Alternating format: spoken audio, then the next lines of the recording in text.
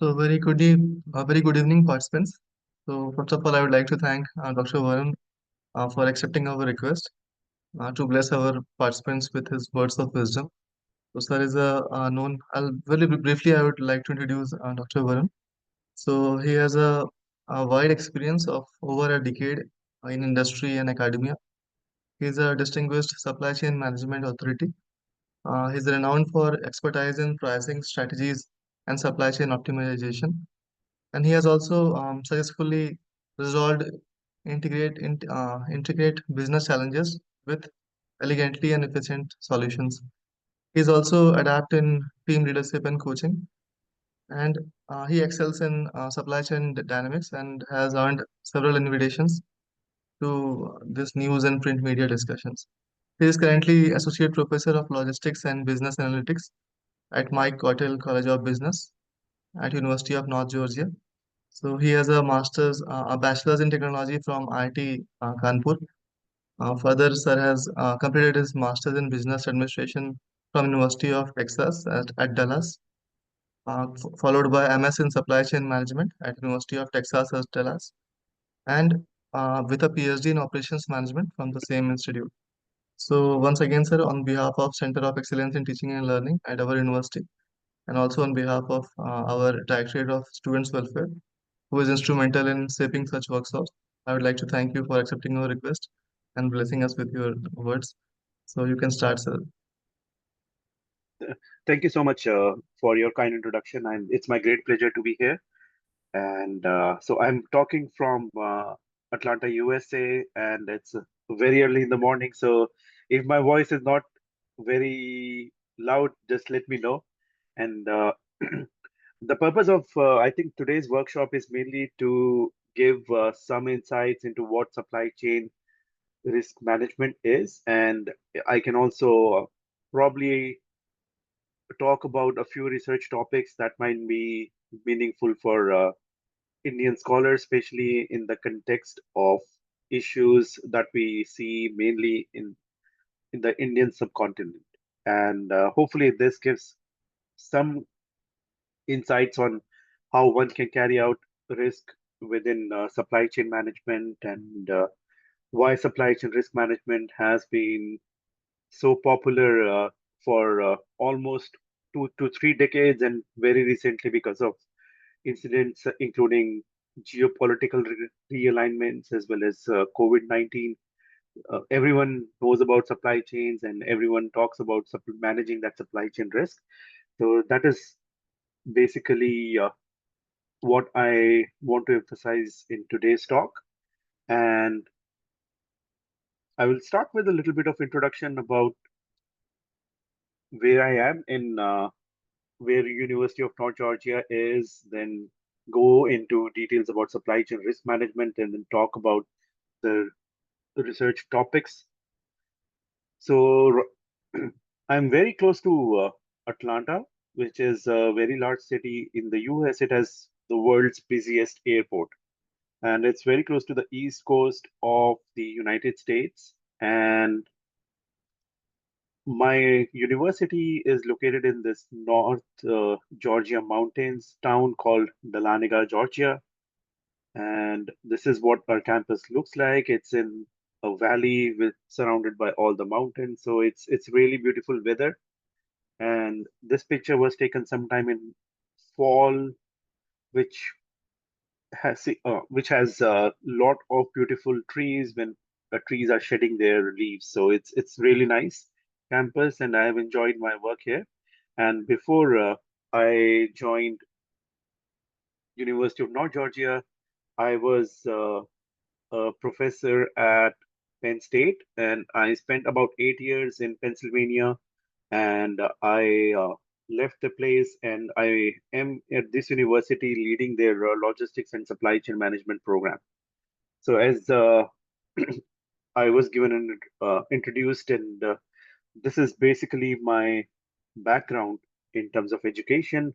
And after graduating from IIT Kanpur in materials engineering, I worked for a couple of years in consumer goods and retail in Evalueserve, which is a company based in Gurgaon. And I really enjoyed working there in retail, and we published several reports, mainly focused on how different companies can look at markets for consumer goods products. So it was really a mix between applying my knowledge that I gained from engineering, those basic analytical skills, and applying that in a business setting. And that's was one of the motivations that brought me to further my education in business. So during my PhD time, I worked on getting an MBA. So that gave me a well-rounded skill around what could be different business problems. And I also wanted to deepen my supply chain management knowledge. So I pursued a master's degree in supply chain management when I was working on my PhD. And during my PhD time, my research agenda was primarily looking at game theoretic applications in sourcing and pricing issues. So a lot of issues within operations management, they typically talk about how to find your best supplier and how to price the product correctly. So those were the two main things that I looked during my PhD dissertation.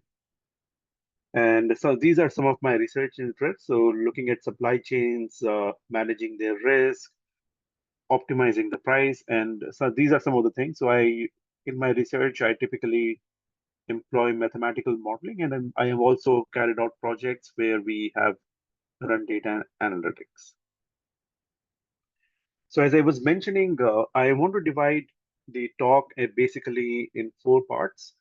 So first is, given everyone is talking about supply chain risk, I want to provide a definition of what supply chain risk is, because risk spatially can mean very different for based on the context.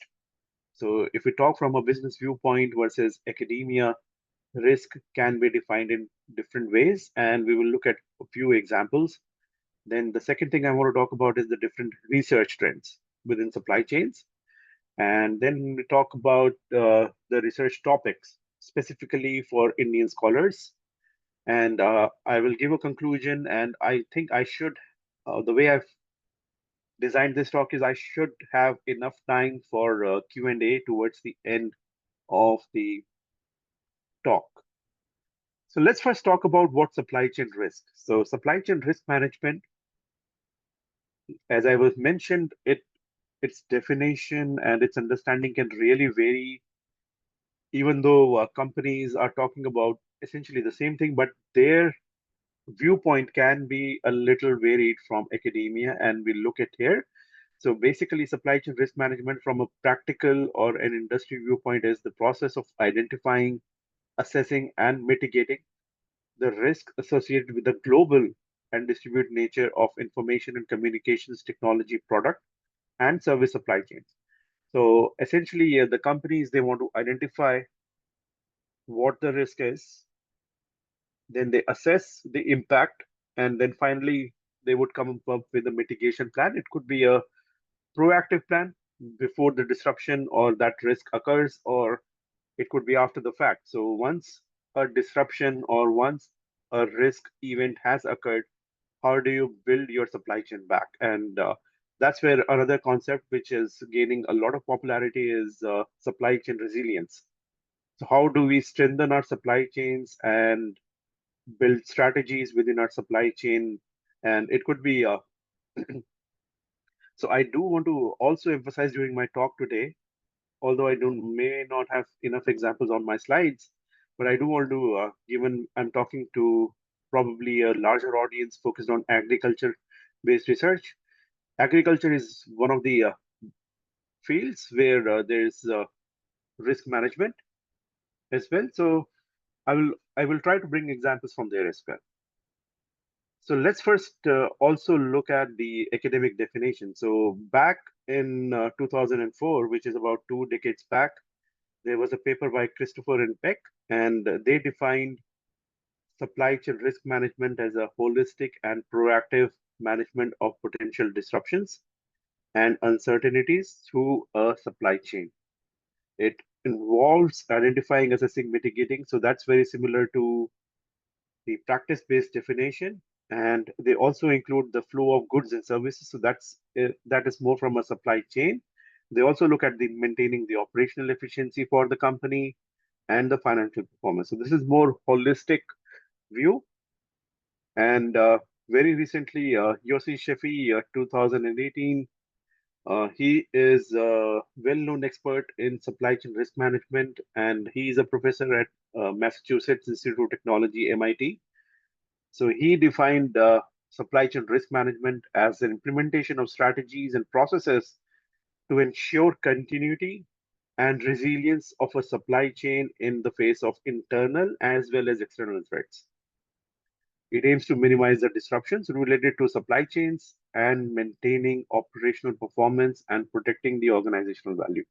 So there are slight differences. So companies look at also not just the external issues, external risk management, but something that can happen from within the organization.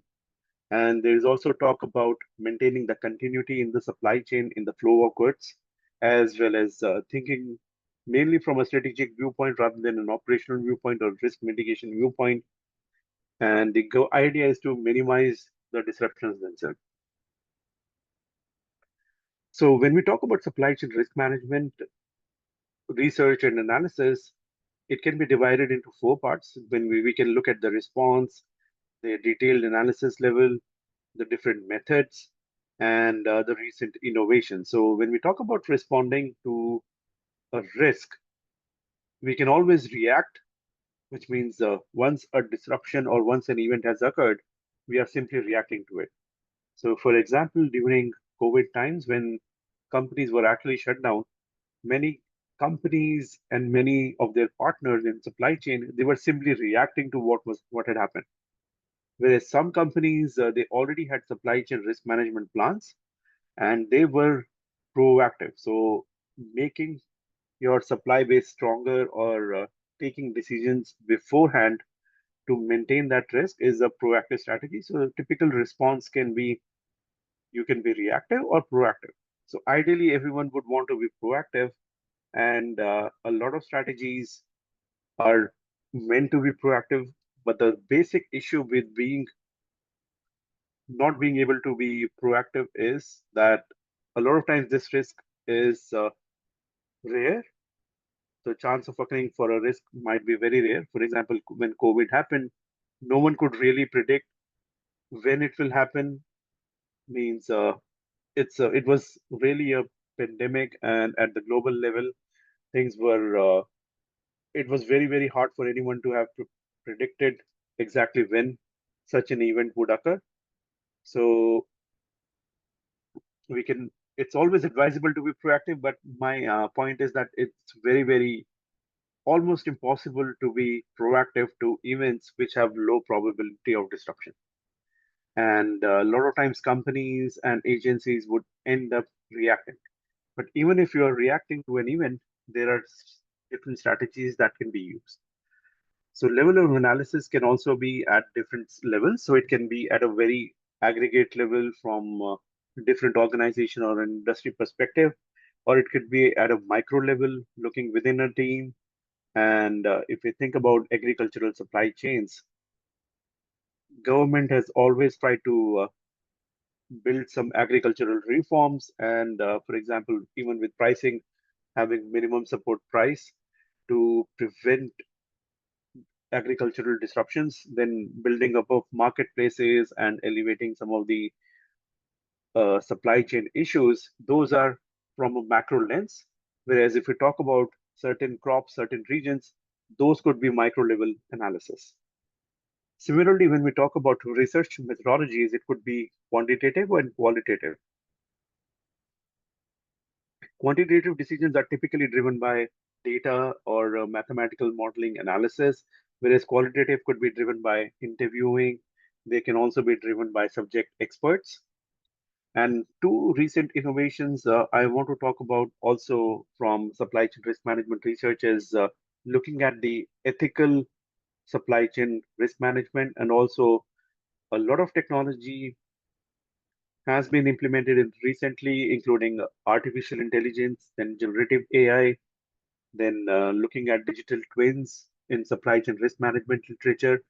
So there are lots and lots of technical and technological advances that have happened in supply chains, and there is a lot of emphasis on tracking and tracing the flow of goods across the supply chain, and that happens also with a lot of agricultural commodities. There are platforms where there's now more visibility, and there are investments, for example, in cold logistics, supply chain solutions, which can track, trace, and maintain and preserve the flow of goods. So I think this is a good time now to actually talk about why supply chain risk actually occurs, and it's mainly because of disruptions. And these disruptions can be natural disasters. So, if, for example, earthquakes, which are almost unpredictable, and there are people in earthquake engineering who are trying to build mathematical models and help predict these earthquakes. We know certain regions are more prone to earthquakes, but exactly when an earthquake will occur is still beyond scientific solution.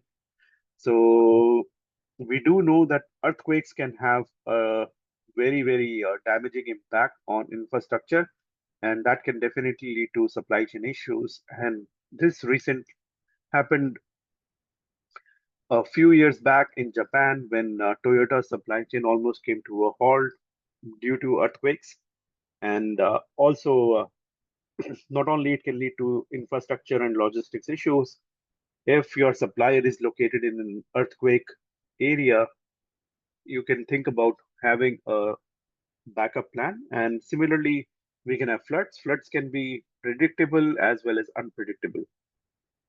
So some regions are known to be more flood prone, and given the audience, I'm sure that we know that some regions in the Bihar and Bengal belt and in the northeast they are more prone to some of these floods, and some regions are less prone to some of these natural events.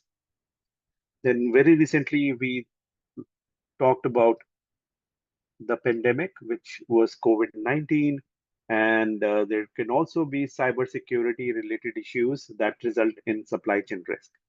So very quickly, I want to also talk about like why cybersecurity can lead to supply chain disruptions. So whenever there is, let's say I'm a company that sells a product and I work with a supplier, and my supplier gets hacked and all their systems and transactions, all their information technology gets hacked by a supplier.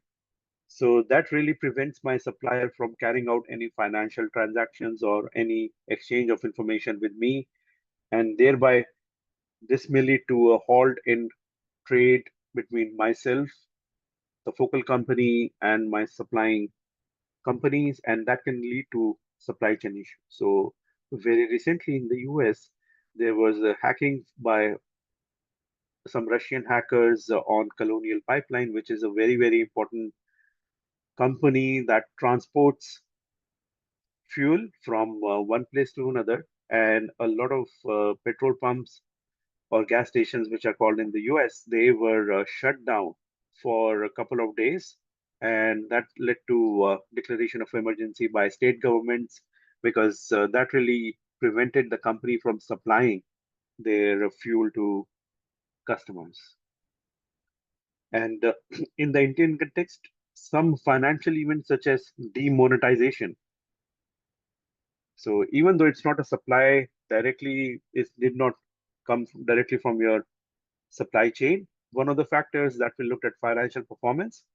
So if your financial well-being is affected due to any external or internal events, and in this case, when demonetization happened, a lot of small businesses and even large businesses, their financial flows got restricted.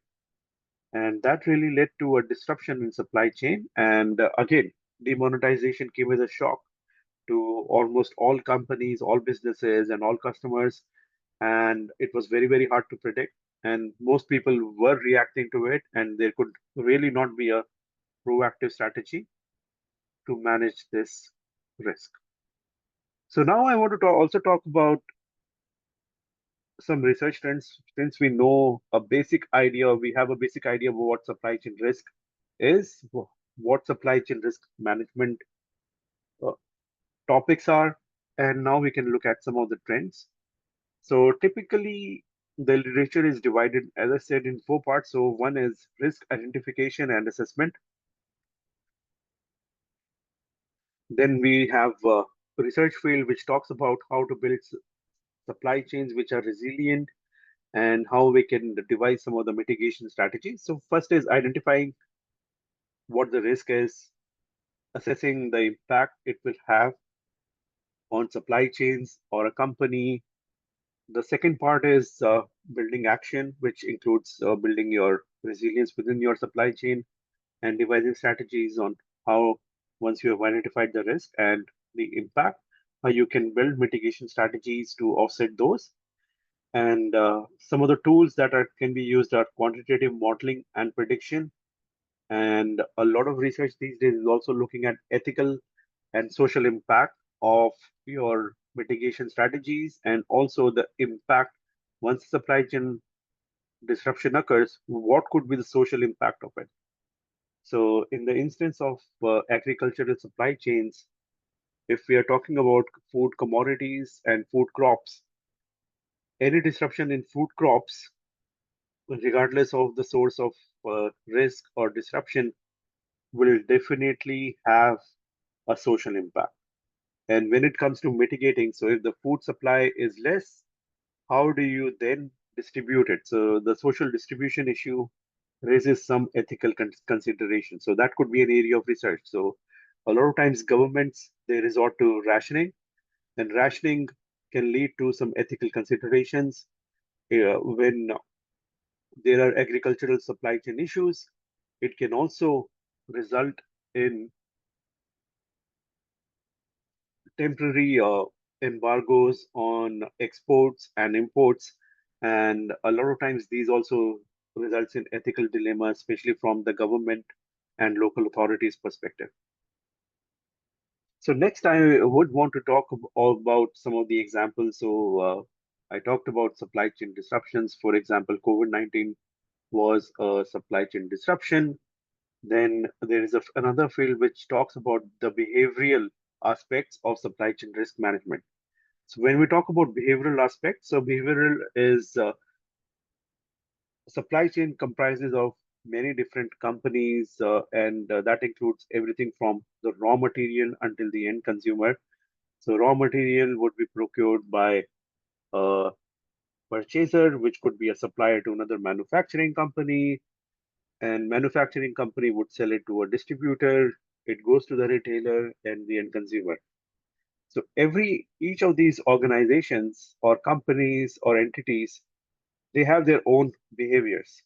And if we are able to study those behaviors, and essentially, if I'm a manufacturer, I know how my supplier is behaving and how my distributor is behaving. My supply chain strategies could depend on those. So, very briefly, so some companies they are risk takers. Some companies are risk minimizers. Some companies they are cost minimizers. Some companies they want to maximize their profit. So behaviors can be very different across supply chain partners. And some companies they want to establish long-term relationships, whereas some companies they are looking to maximize their profit in the short term, etc., etc. So essentially, understanding the behavior of a supply chain partner and external agencies becomes critical. And there's a lot of research that is happening these days on understanding these behaviors. And one can also design questionnaires with your supply chain partners and use balanced scorecard approach to identify that risk and manage it. And the other key area is about collaborative risk management. So it can be between two private companies who are collaborating to minimize the risk within their supply chains. It can also be looking at public private partnerships, government working with companies to increase resilience. And I know for a fact that both governments in India as well as governments in the United States, both governments, they have invested and they have made it a national agenda to improve the supply chain capabilities in both the countries. And there are also investments, as I mentioned previously, in technological space on improving the transparency within supply chains. And improving the transparency in the supply chains is mainly you can think about it as being able to track and trace, and also knowing exactly how much time your product will spend at particular locations, what could be some of the geolocations that could lead to product delays, that could lead to supply chain risks, and digitalizing it and being able to process that in almost real time and taking decisions off of that. Then the final piece is looking at your supply chain vulnerabilities. These could be not directly within your supply chain, but outside your supply chain, and you want to manage those vulnerabilities as well. So it's the idea is that there can be so many different areas within supply chain risk management. So first is understanding disruptions, looking at different company behaviors, and looking at more from a collaborative viewpoint, not just from one company. Then also, if your research background is more on technology side, you can think in terms of how the supply chain for any product industry that you're looking at can invest in technology to build more transparency and digitalize it. And a lot of times there's also cross research as well. So looking at collaborative risk management when there are technology investments, looking at managing your supply chain vulnerabilities when companies and the government they show different behaviors, etc., etc. So I hope this sparks some ideas for research. And coming to ideas now specifically, so I will try to draw from my experience what I believe are some very, very interesting problems specialized to the Indian context. So one of the key characteristics of India is a developing country and its supply chain is characterized by unbalanced logistics model mix. And there is a lot of scope for research because there are still many inefficiencies within the logistics networks, and that results in high indirect cost to customers. So, for example, if a company, might be a global company or a local company as well, if they have to go through different types of roads, different types of rail networks, so going from rail from point A to point B, and then from rail, they have to get the product onto a truck. So that leads to mode transfer, which is an intermodal logistics. And sometimes the product might be on the rail for a long time just because the rail got delayed, or on the truck because there were some road congestions. So because of all these inefficiencies, that leads to higher indirect costs for the company. And if you are interested, you can also look at this research in logistics that tries to balance the modal mix and helps improve the cost efficiency for businesses. The second interesting point, in my view, is India is has millions of many small businesses. So these are micro, small, and medium enterprises, so MSMEs. And as part of the Make in India initiative by the Prime Minister, there has been a lot of research and support for solving the unique supply chain issues for these micro, small, and medium enterprises. So when we talk about supply chain risk management, a lot of times we are solving problems from larger companies, big sectors, but given India's unique ecosystem, we can also think about what is the impact of lack of timely credit? What is the impact of not being able to find skilled labor? nor what could be the impact of having a different type of infrastructure. And sometimes the labor is very skilled, but they lack timely credit. So how we can improve some of these risks and help out these small businesses or very, very small businesses, and just have a direct impact on life of so many people. So I think that's really key.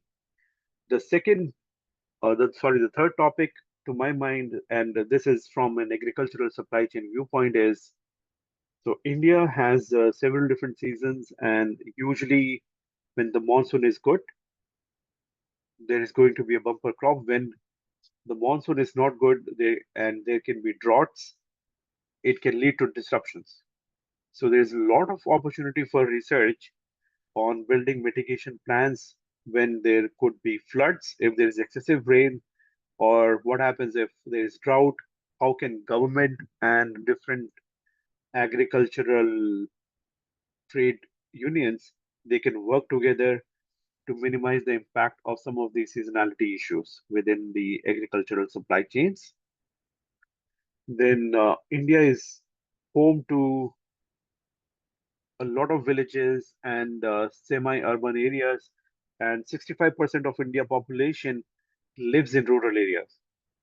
And rural areas have their own unique challenges. So uh, right now, many mobile e-commerce companies, their emphasis has been in urban areas because they can have more economies of scale, and the network is enough dense to establish that network, and usually technology and digitalization is already there.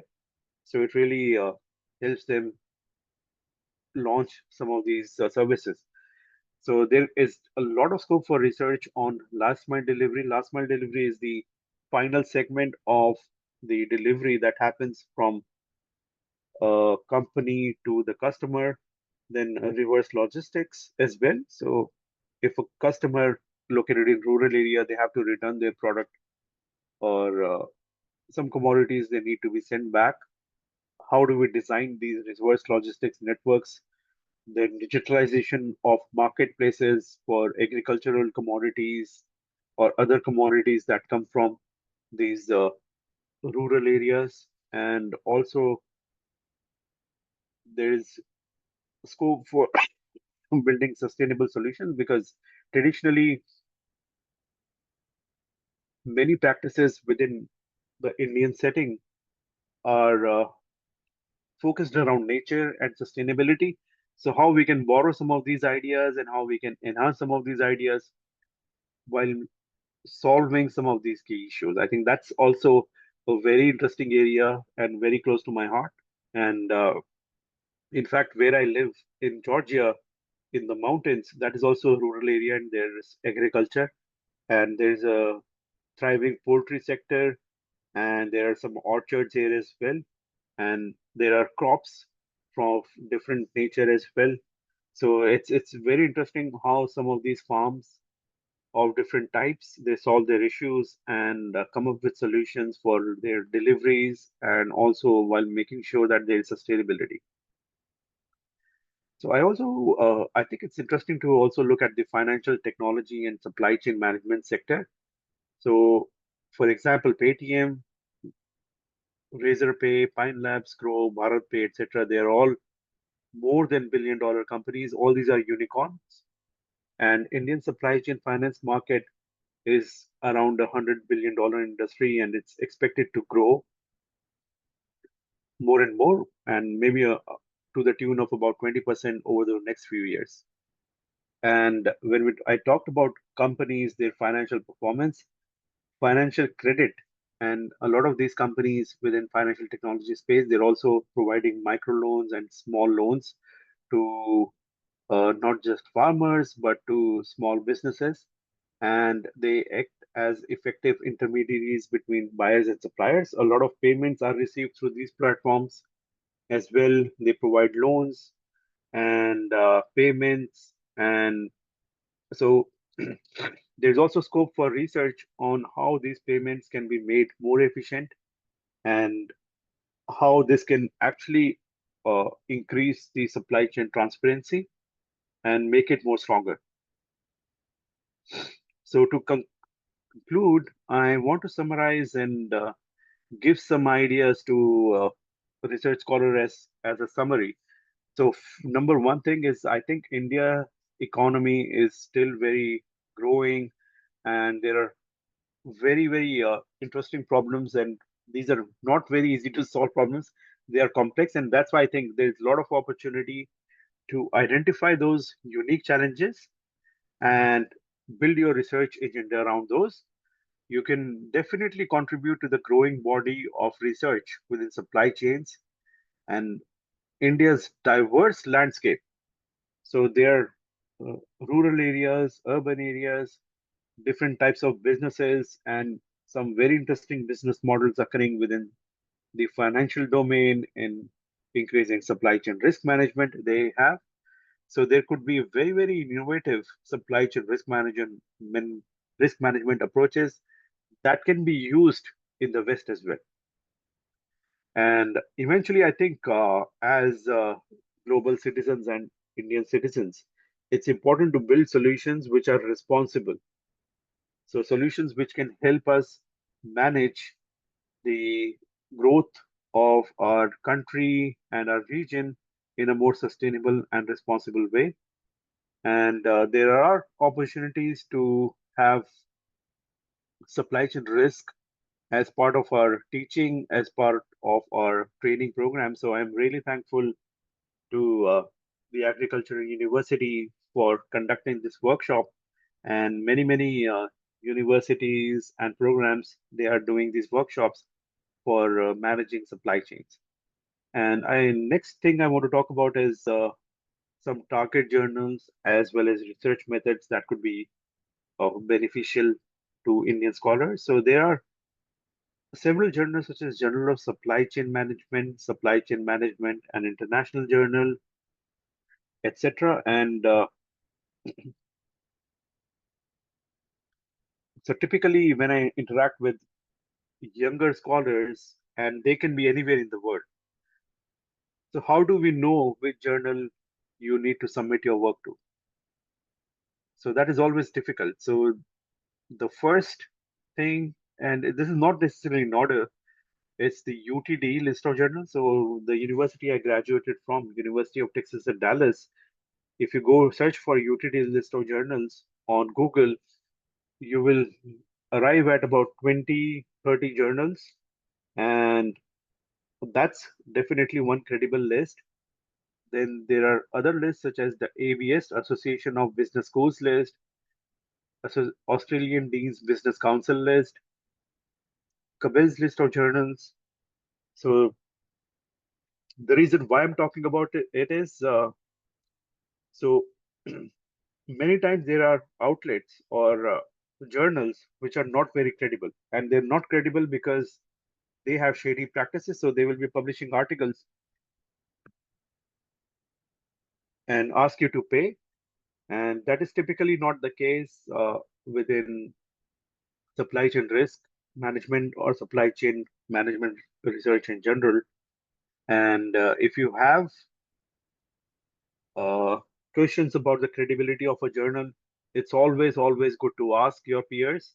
You can even reach out to the journal editor and ask about the journal's impact factor and how credible that journal is. So yeah, I think we must be very wise in selecting an outlet where we publish our research. So one advice that I always give to young scholars is also about what academic rigor is and what it is not. So solving challenging problems is rigorous. We have to exhibit depth of knowledge. Problem should be challenging and motivating, etc., etc. So typically more work. If you do a lot of work, that does not mean that it's rigorous. It has to be challenging, it has to be unique, and it has to solve some complex ideas which were not researched previously. So typically, it would be difficult. It's not necessarily difficult, but it's also about complex thinking. So it should require some deeper thought, deeper understanding. And there is also talk about people using ChatGPT for writing research papers, which is totally not good. So you can use it as assistant, but it cannot really write papers for you. So that will not be academic rigorous, and it can even be plagiarism. So I definitely recommend against that. So I think that's the end of my talk. I hope there's enough time for asking questions. Intentionally left about 15-20 minutes towards the end so that I am happy to answer questions for the audience. And I've also shared my email address. If you have questions about the presentation or in general about supply chain risk management, I'm more than happy to answer those. Thank you so much, sir, for your insightful discussion. It was really an eye-opener regarding supply chain, and we are experiencing a lot of issues in agricultural supply chain in our country. So I really hope that the students and the participants of this webinar they enjoyed a lot, and they are now able to understand that how they can work further in this sector and what all Mhm. research topics they can choose in order to make a contribution to this sector. So thank you so much, sir, for your discussion. I would like to invite the students and the faculty members if they have any questions, they can ask or they can post in the chat box. Sir is here with us to answer.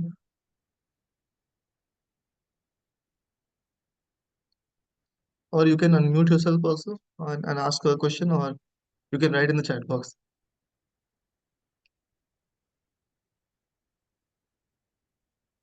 Sir, we have started a College of Agribusiness Management.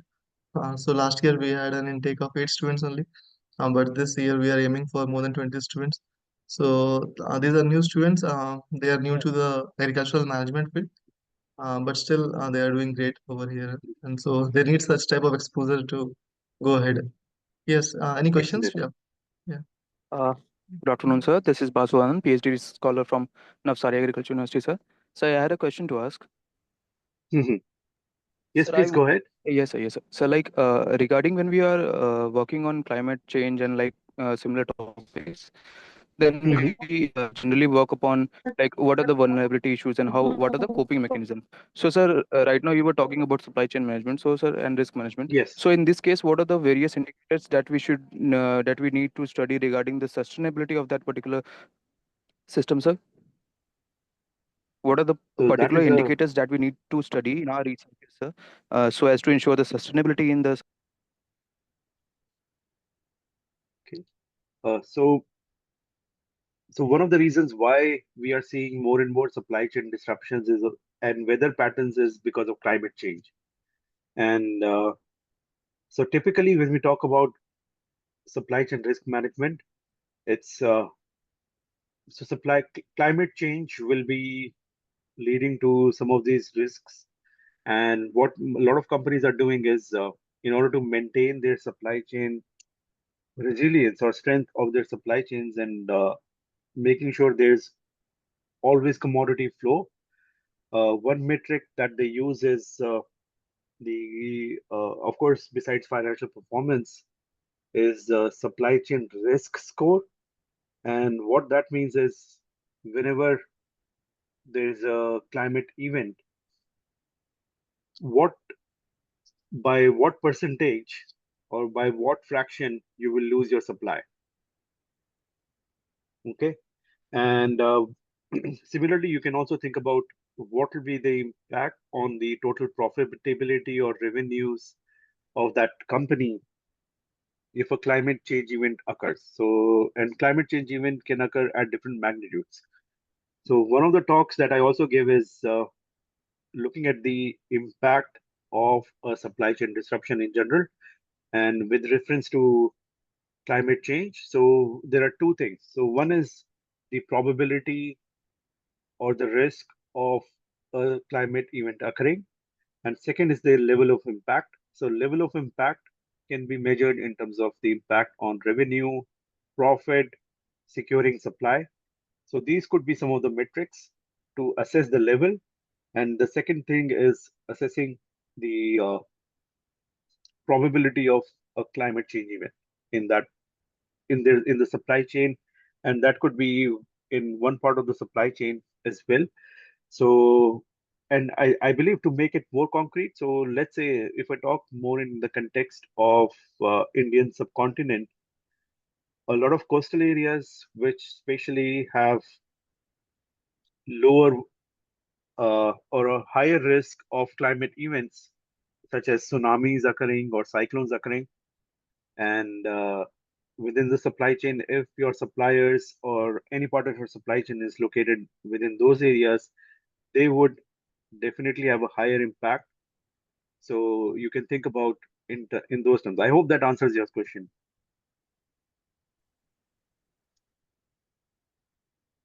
Okay. Sir, we have a question in the chat box. So, what are the Sure. emerging areas one should choose to pursue their career advancement in this discipline? Emerging areas, sir was talking about it earlier. हाँ? Sure. अभी So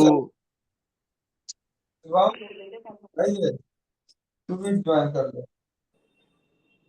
तो 10 lakh YouTuber Please, तू भाग गया please join mute yourself. Those who are not talking, please mute.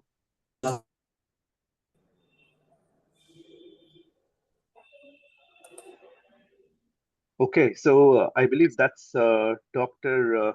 Narendra Kumar Sharma's question. So Yeah. let me talk about a few areas in career advancement. So one area that I believe is it's very important is technology aspect. So India with its increasing technological contributions to the world and digitalization.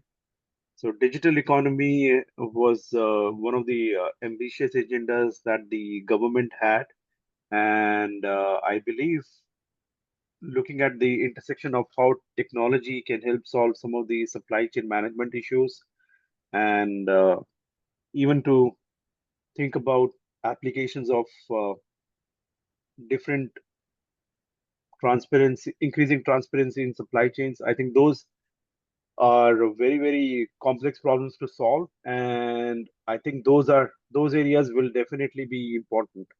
And subsections of those areas have that have seen a lot of intention recently have been looking at Internet of Things, Industry 4.0, and looking at digital twins within supply chain management literature. So I would definitely recommend looking at the technological aspect. I think that's definitely one emerging area. Sir, in case of Industry 4.0, are there any case studies which are published in the Indian context that you have recently come across, which we can use for our reference? Mm, I'm sure they would be. I cannot think. I would have to think. I've seen some Indian scholars publishing those uh, type of research in journals such as International Journal of Production Research. I've also seen papers in International Journal of Production Economics, etc., and also Journal of Business Logistics. But I am not sure if they had case studies. I think it will be a good contribution in the Indian context if anyone can Absolutely. publish this. Yeah. Mhm. Yes, sir. Sir, we have another question. Is there any difference between supply chain management and logistics? Absolutely. So I think from a very high level, supply chain is everything from raw material to end consumer. And logistics is essentially looking at movement of goods from point A to point B. So a lot of times people confuse these two terms, but they are very different. So supply chain management is an umbrella term for everything that happens from raw material to supply to the end consumer, and logistics can be thought of as a subsection or an area within supply chain management.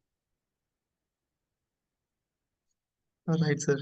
MBA students from our university, if you have any questions, you can also ask sir regarding PhD in the US or anything like that. So I'll be happy to answer those questions.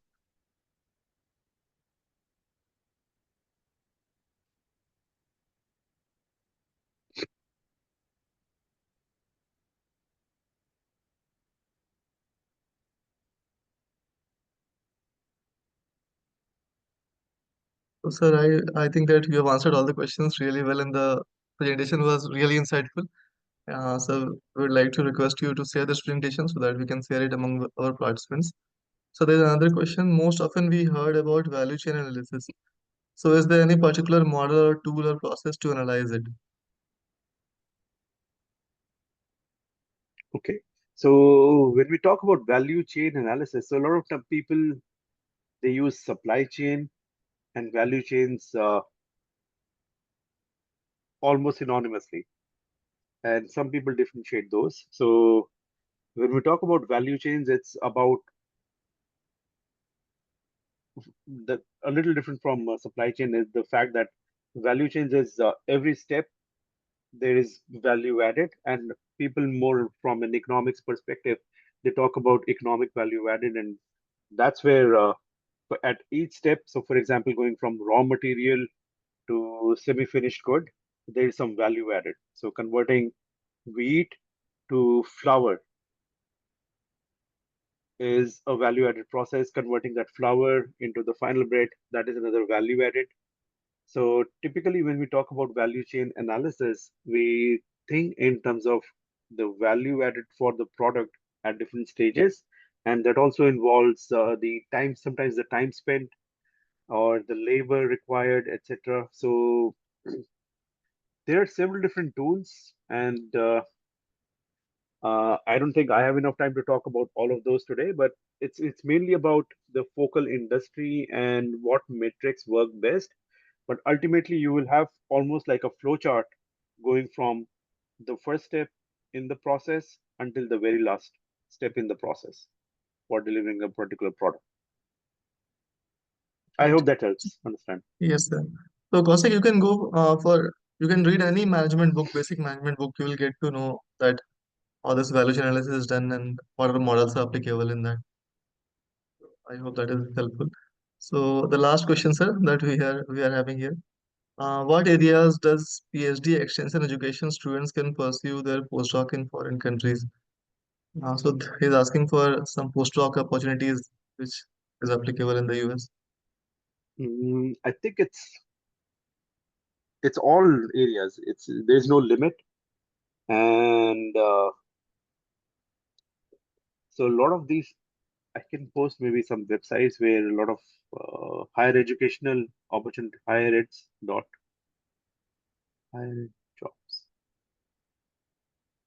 So higher ed jobs is one such place where a lot of US based postdoc opportunities are posted.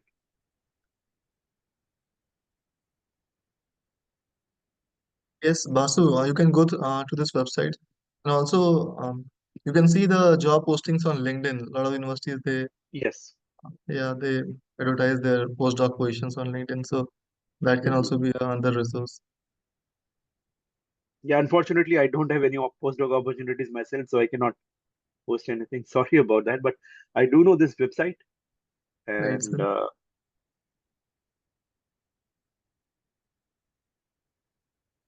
So I don't think that there are more questions. If you have any okay. specific questions, you can directly email sir, or you can email it to us. I'll forward it to sir.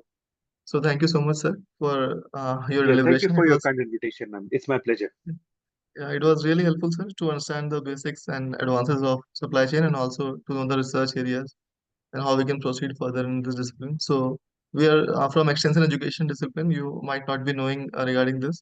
So it is a sub branch of agriculture in which deals with technology dissemination. So in this discipline, we also um, understand the nuances of supply chain. So your Okay. deliberation was really helpful to us so that we can explore this in much detail and get Mhm. more of such kind in the near future. So on behalf of my university, sir, I extend my thanks to you for your deliberation, and I hope that all the students were benefited and the faculty members were benefited from it. So please fill the feedback form that I have shared in the chat box, and we will meet again soon. So thank you, sir. Thank you so much.